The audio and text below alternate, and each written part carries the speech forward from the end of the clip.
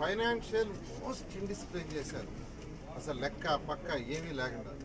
ఈరోజు సిఆర్డీఎల్ చూస్తే zero money, డబ్బులు పైసా లేవు. నిన్నే సీఎం గారితో రివ్యూ చేశారు. సీఎం గారు త్వరలో యాక్చువల్గా బడ్జెట్లో యాక్చువల్గా కొంత పెట్టి చేస్తూ ఉన్నారు. ఏదైతే ప్రజలకు ఇవ్వాల్సిన యాన్యుటీ కావచ్చు, పెన్షన్స్ కావచ్చు, ఇలా ఇబ్బంది ఉంది, కౌలు అది ఇబ్బందిగా ఉందంటే యాక్చువల్గా సీఎం గారు రిలీజ్ చేస్తూ ఉన్నారు. రైతు సోదరులందరూ చెప్తున్నాను, త్వరలో వీలైనంత త్వరలో దాన్ని యాక్చువల్గా రిలీజ్ చేయిస్తాము. అదేవిధంగా ఈ ఇళ్ళకి యాక్చువల్గా ఏంటంటే స్కీమ్ వాళ్ళు మార్చారు. ఆ స్కీమ్లో కొందరు లాభపడ్డారు, కొందరు నష్టపడ్డారు. అయితే దాంట్లో బ్యాంకులు కట్టాల్సిన అవసరం ఉంది. దాని మీద వాళ్ళు ప్రెషర్ చేస్తున్నారు. దానికి కొంత టైం ఇచ్చేది చేయమని ఎమ్మెల్యే గారు రిక్వెస్ట్ చేస్తున్నారు.